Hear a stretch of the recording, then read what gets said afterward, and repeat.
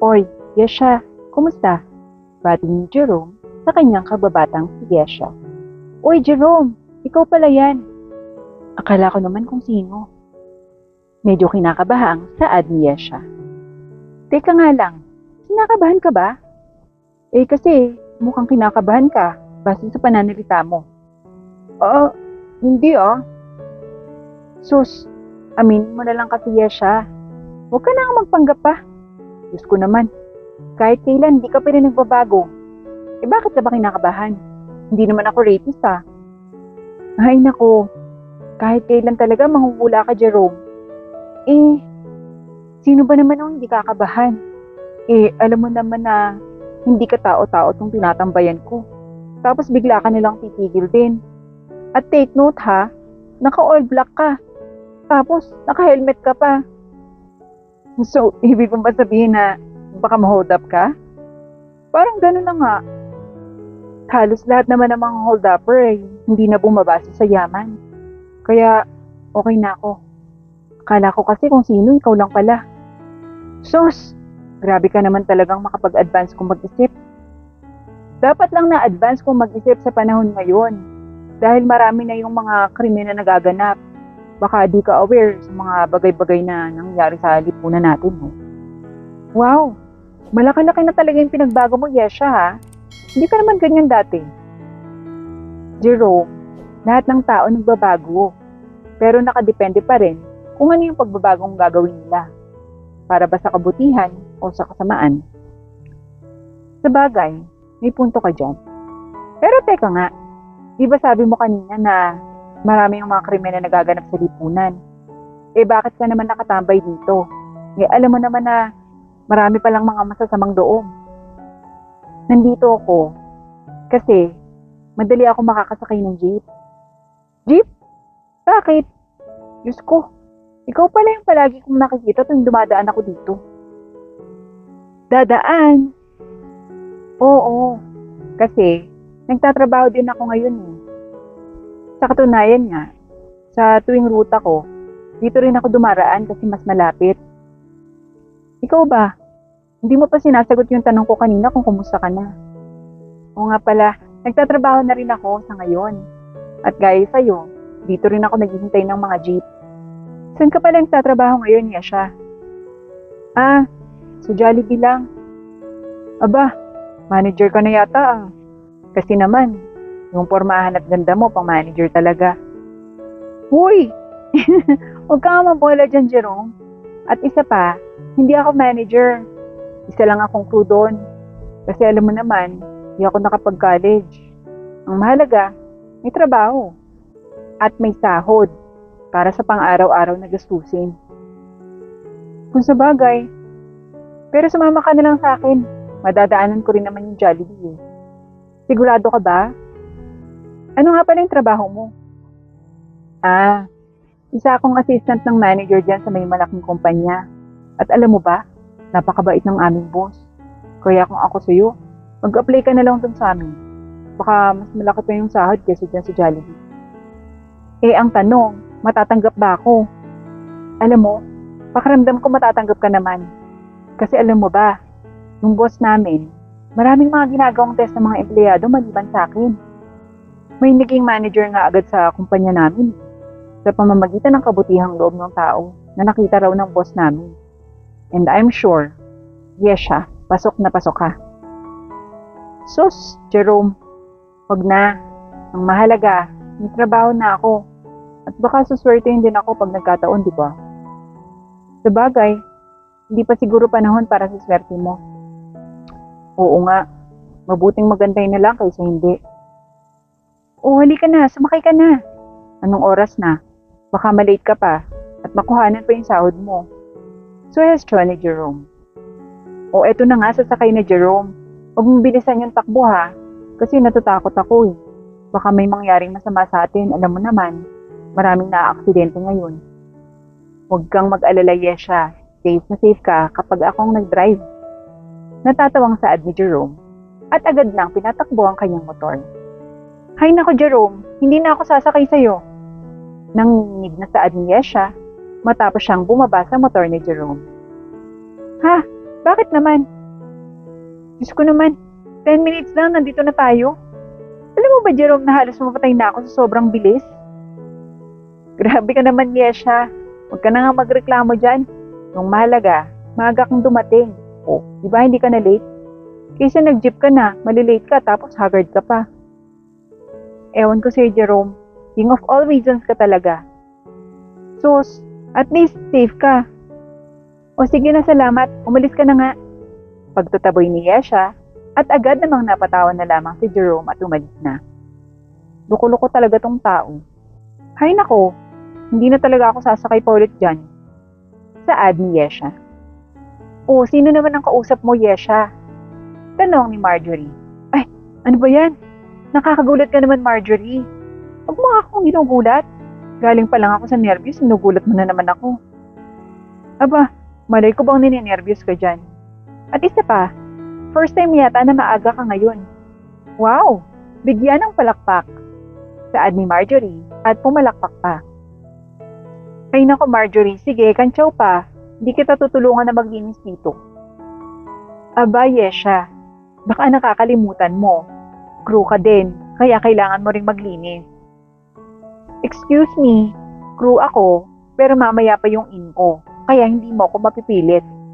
Sige, tumawa ka pa dyan, pagtawanan mo pa ako. Grabe, ang init naman ng ulo mo, Yesha.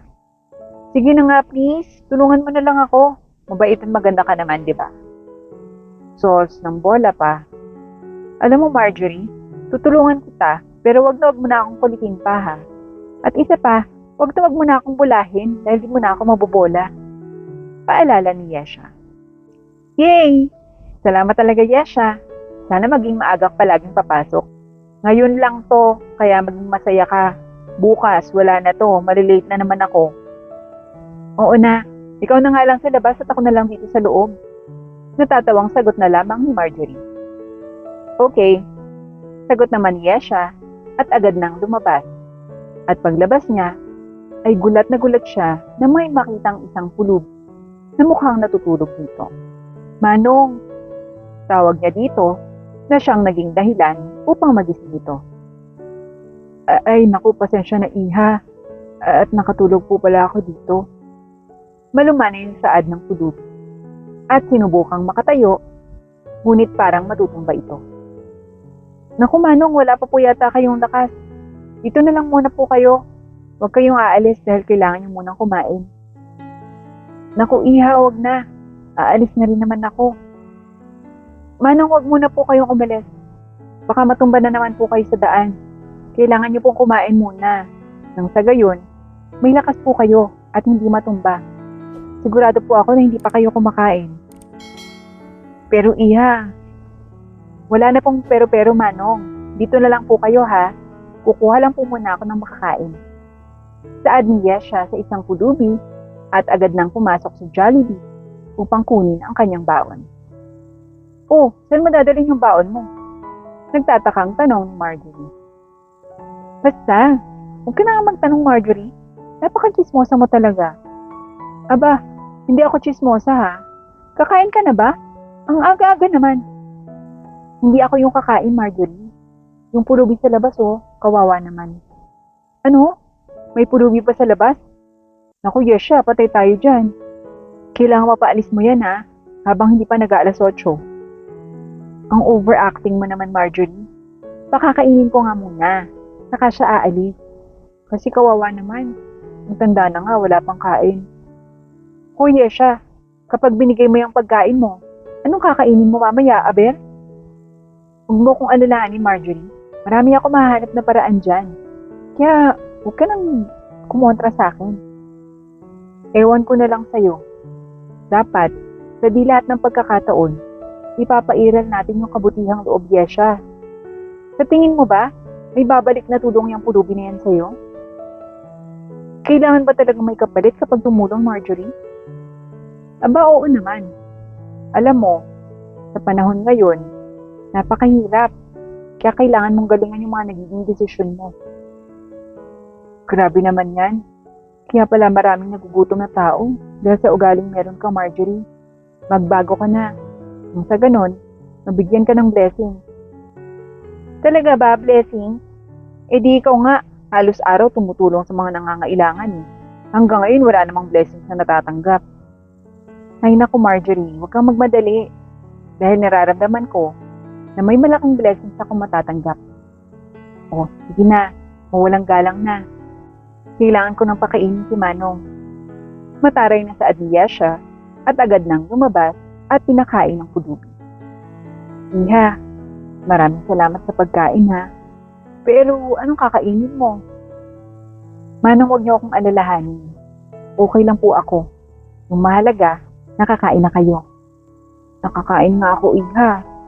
Pero hindi ko naman maiwasang hindi mag-alala para sa kakainin mo rin. Baon mo yung binigay mo sa akin eh. Okay lang, Manong, may isa pa akong baon. Pero Iha, Manong, ang mabuti pa, huwag niyo na lang kong isipin yun. Dahil sa mas mahalaga po, nakatulong ako sa kapwa-tao kung nangangailangan ng tulong. Naku, Iha, napakabait mo naman. Nawa ay pagpalain ka ng Diyos dahil sa kabutihan mo at sobra mo akong napabili. Walang anuman po yun, Manong. Aalis na ho ba kayo? Oo, Iha. Dahil baka itaboy na naman ako dito. Sa lahat ng empleyado at dito sa Jollibee. Ikaw lang yung tumulong sa akin. Kaya't malaki ang utang na loob ko sa iyo. At balang araw, mababayaran ko din yan. Naku Manong, huwag niyo na pong alalahanin yun. Hindi naman po ako humingi ng kapalit eh. Para po sa akin, ang buong pusong pagtulong sa kapwa-tao ay hindi naghihintay ng kapalit. Tanging ang Diyos na lamang po yung magbibigay ng biyaya. Wow, grabe naman ang pilosopiya mo sa iyong buhay, Iha. Mayroon pala akong tanong sa iyo. Ano naman ho yan, Manong? Naniniwala ka ba na may darating na biyaya sa iyo bukas dahil sa kabutihan mo?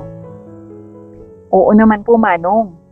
Dahil pagising ko pa lang po, isang biyaya na yon. Walang iba, kundi ang aking paghinga na ibigay ng Diyos sa akin. Hindi ko alam na mapagbiro ka din pala, Iha. Pero ito, tatandaan mo, bukas ng umaga ay siyang araw na hindi mo makakalimutan sa buong buhay mo. Oh, aalis na ako, Iha, at mag-iingat ka palagi. Paalam ng pulubi. Kaya't napangiti na lamang si Yesha at nagtrabaho na. Kinabukasan ay kinakabahan si Yesha dahil itinatawag siya ng kanilang manager. Good morning, sir. Pinapatawag niyo daw po ako? Nag-aalalang tanong ni Yesha. Yes, Miss Yesha. Mabuti naman at maaga kang dumating ngayon. Sorry po, sir, palaging late. Bakit niyo po pala ako pinatawag?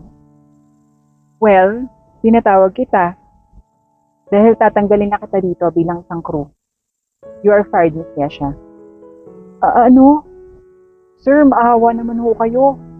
Importante po sa akin yung trabaho ko. Naiiyak na saad ni Yesha. I am so sorry, Yesha. Pero, hindi ko na mababaling desisyon. Sir, ano po ba yung nagawa kong mali para tanggalin niyo ako? Sa pagkakaalam ko po, wala akong nilabag na kahit anong rules dito sa trabaho. Bakit niyo po ako tinatanggal, sir? Tanong ni Yesha na siyang naging dahilan upang bumuhos ang kanyang luha na kanina pa niya pilit na pinipigilan.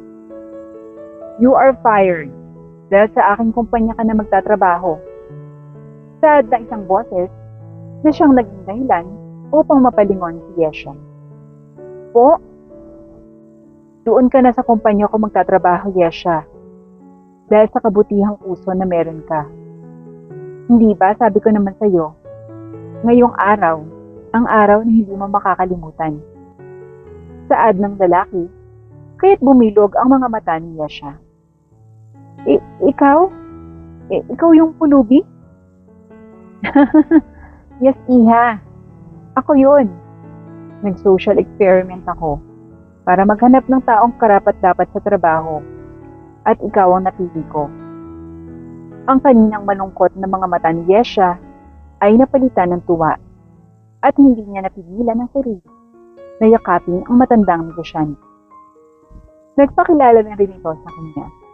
At dahil doon, ay nagtrabaho si Yesha bilang isang sekretarya ng mayaman na negosyante na noon ay kanyang tinulungan at pinakain.